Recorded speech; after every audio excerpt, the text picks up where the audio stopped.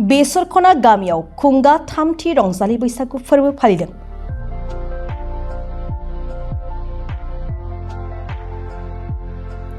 बैसागु बोथोर एबा गोदान बोसोरजों जावरिखांदों बेसरखना गामिया बिफां लाइफांनि बिलाइ रोदोमनायजों समायना मिथिंगाजों गोदान रंजानाय लाबोदों। सुबुं माहारिनि रंजालि गोसोआव बेबायदिनो क'क्राझार जिल्ला पर्बतजरा मुखुमानि सिङाव थानाय बेसरखना गामिनि गेवलां गेलेग्रा फोथाराव सानसेनि हाबाफारिजों बेसरखना गामिया जुथायै बैसागु फोरबो फालिदों।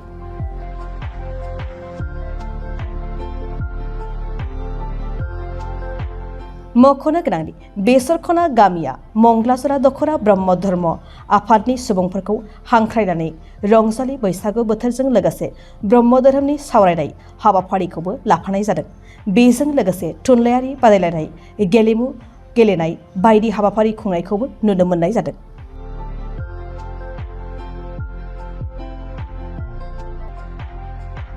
बे हाबाफारियाव पर्बतजरा जिल्ला ब्रह्म धोरोम आफादनि आफादगिरिया गाहायालासि महरै बाहागो लानायजों लोगोसे मंगलाजरा दख'रा ब्रह्म धोरोम आफादनि आफादगिरि आरो गुबुन गुबुन बिबानाव थानाय सोद्रोमाफ्राबो बाहागो लायो। गुबुन फारसेथिं रंजालि बैसागु फोरबो फालिनायाव मंगलाजरा दख'रा एबसुनि बोसोनगिरि सन्जीब कुमार नार्जारिजों लोगोसे गोबां रायजो राजाफ्रा बाहागो लानानै मेहेरगोनां खालामफैयो। आंनि नामा बिश्व कुमार ब्रह्म। आं पर्बतजरा डिस्ट्रिक्ट ब्रह्म धर्म कमिटिनि आफादगिरि। बेहाय दिनै मंगलाजरानि आनसलिक ब्रह्म धर्म कमिटिजों लोगोसे बे गामि बेसरखना गामिनि जेनाखि रायजो राजा ज' जानानै मोनसे बैसागुनि मोनसे खुंथाय खुंदों, बैसागु रंजानाय। बेहाय जों फुङावनो दहाय जयग' होखांबाय। बैसागुआव बैसाग मासनिफ्राय लोगो लोगोनो सारा बोसोराव जाहाथे जोंनि आबाद मावनाय देहा मोदोम सोलेर गासिबो जाहाथे अबंनि अननायाव गोरायैनो खुंफुंलांनो हायो, गोरायै मावफुंलांनो हायो, आबादफ्रा मोजां जायो, बेनि थाखाय जों जयग' होखांबाय इसोरनाव आर'ज गाबनानै। बेनि उनाव जोङो मोनसे सावरायमेल जिरायबाय। बे सावरायमेलाव जोङो धोरोमनि माखासे बाथ्रा बुंनाय, ब्रह्म धर्मनि बाथ्राफोरखौ जों बुंबाय। ब्रह्म धर्मआ बर' समाजनिनो मोनसे धोरोम। गुरुदेव कालिचरण ब्रह्मआ बर' समाजखौ फोसाबनायनि नामावनो बे जोंनि ब्रह्म धर्मखौ लाबोखादों आरो बियो समाज फोसाबनाय, कालचार फोसाबनाय, राजनिति, समाजनिति, अर्थनिति, जोंनि जेनाखि आइजोफोरनि, फालांगिफोरनि, सोलोंथायारि बयनिबो थाखाय जेनाखि गुरुदेव कालिचरण ब्रह्मआ मोनसे आदर्श खामानि मावनानै गालांदों। आरो बे खामानि मावनायनि जाहोनानो जाहैबाय दिनैहाय बे बर'आ आन्दलन खालायनानैबो बड'लेण्ड मोनसे मोननाय जाहैबाय। बे बड'लेण्डनि मोनथायाबो गुरुदेव कालिचरण ब्रह्मनि मोनसे गोहोम। आरो बे गोहोमनि थाखायनो दिनैहाय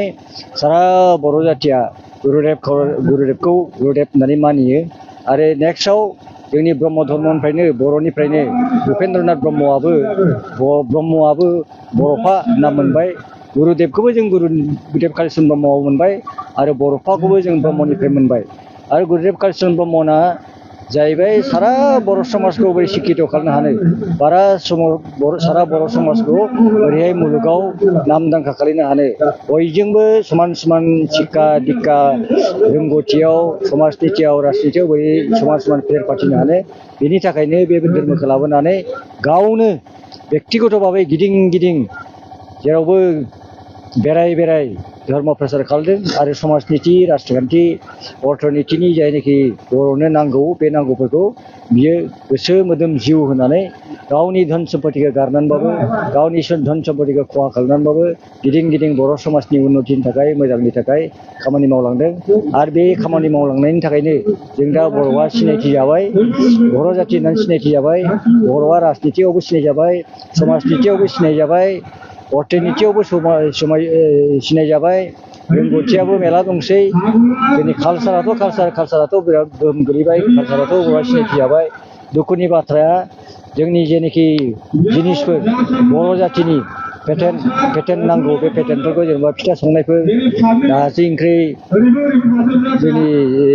अनला ओंख्रिफोर, जेनेबा बे माखासे जिनिसा पेटेन्ट जानानै फैनांगौ। दस्रा दख'नाफ्रा पेटेन्ट जाबाय होननानै मिथिदों खिन्थु आर'नाइया दाबो जायाखैनो आर'नाइ बायदि जिनिसखौ आर'नाइया जेनाखि बर'नि कालचार बेफोर पेटेन्ट जानानै फैनांगौ बर'आ सारा संसाराव सारा दुनियायाव सारा पृथिबियाव मोनसे मुंदांखा बर' हिसाबै सिनायथि मोननांगौ जों ब्रह्म धर्मनि मानसिया बर' समाजखौ बेबायदि जाजानो लुबैयो आरो जोंनि बर' समाजाव जाहाथे कोनो दायनिगिरि थारमाने सिखाव डाकात जाया लेखा गोरों जायो कोनो गाज्रि खामानि मावा ड्राग्सफोर जाहाथे जानायखौ बाद होयो बर' सेंग्रा सिख्लाया बेखौ बयबो बर' समाजनि मानसियानो जोंनि ब्रह्म धर्मनि मानसिल' नङा गुबुन धर्मआबो बाथौआनो जा ख्रिस्टानानो जा बर' समाजानो जा आबसुआनो जा आबोबानो जा जत्त' जोंनि बर' समाज दं बर'नि राजनितिक बा बर'नि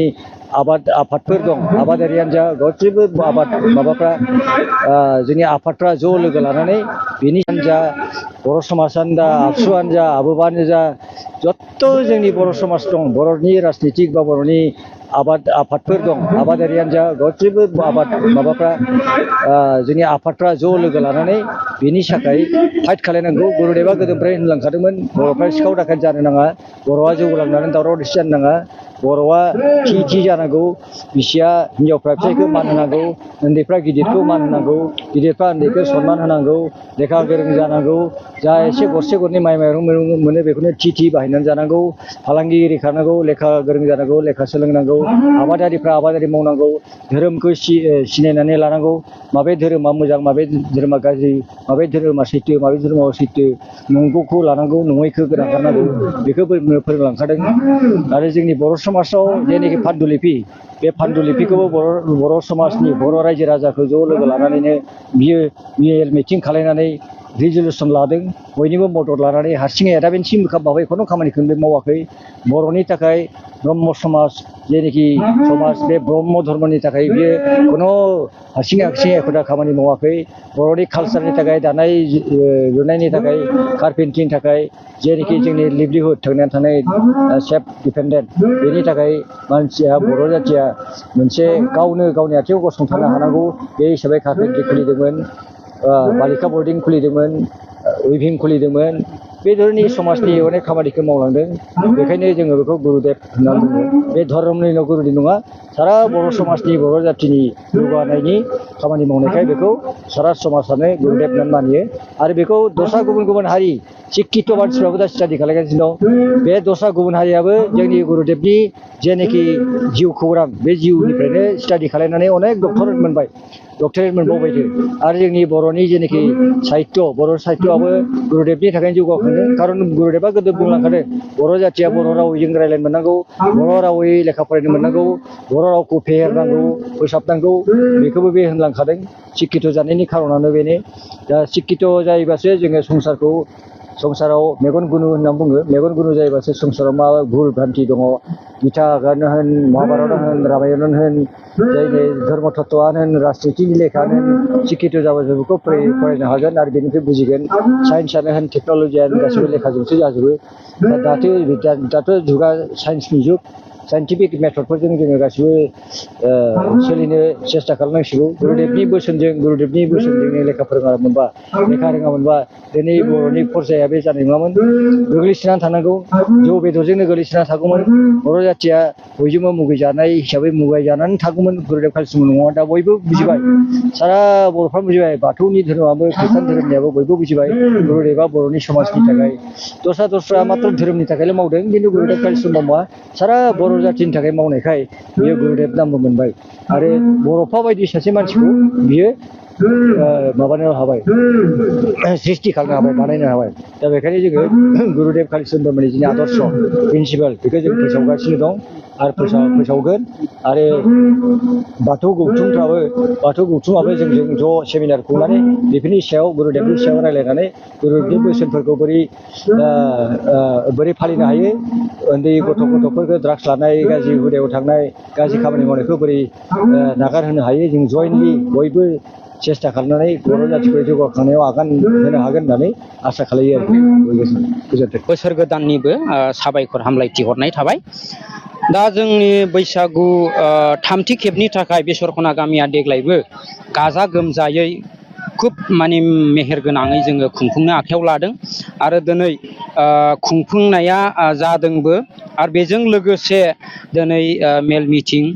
जों बेखौबो लाबाय आरो लोगोसे दा बे मेल मिटिं लाखांनायनि उनाव जोङो गामिनि बयखौबो लानानै मोनसे गथ'साफोरनि थाखायबो मोनसे मेहेरगोनां खेला खालामदों जाहाथे नैबे गोदान बोसोरखौ जोङो लोब्बा लाखिनानै गोजोननाय आरो आब्रुथि गोनां खालामलांनो हायो बे हिसाबै जोङो गथ'फोरनि थाखायबो दिनै 100 मिटार खारनाय दावला सौलायनाय दै हागुं बारनाय दिरुं बोनाय आरो गोबां रोखोमनि आइटेमखौ जोङो लानानै दिनैनि सानसेनि मेहेरगोनां बैसागु फालिथायखौ जोङो फालिनो लादों फालिगासिनो दं जोङो दा बर्थमान बेथ' जोबोद माने साननांगौल' गैया मानो होनब्ला जोङो जोंनि गामिया 100नि न'खरनिबो बारा दंखायो जों बेखौ रायजो राजाया जयैनो गामिनिफ्रायनो जोङो रांखौ खांलायनानै जों बे बैसागु फालिथायखौ फालिनाय जादों। उननि समाव नोंथाङा बे फोरबोखौ फालिलांबाय थागोन नामा? उननि समावबो जोङो बेखौनो बोसोरे जोङो फालिलांनो थाखाय जोङो थिरांथा खालामनाय जादों एबा जेब्लासिम जों थाबाय थागोन अब्लासिम जों बैसागु फांसनखौ खुंबाय थागोन जाहाथे बे बैसागु माबा फांसन खुंनायनि गेजेरजों जाहाथे गथ'फ्रा रोंगौथि गोनां जाबोयो आब्रुथि गोनां जाबोयो शिक्षा दिक्षायाव आवगायलांनो हायो खेला दुलायाव जोङो आवगायलांनो हायो आरो लोगोसे गावनि जायनाखि रोंगौथि बेखौ गामियाव देखायनायनि उनावहाय BCDC आव देखायलांनो हागोन जों बेखौ मिजिं थिनानै जों दिनै नैबे बैसागु फालिथायजों लोब्बा लाखिनानै जोङो बे फांसनखौ खुंबाय थागोन होननानै जोङो आसा खालामबाय मिजिं थिदों।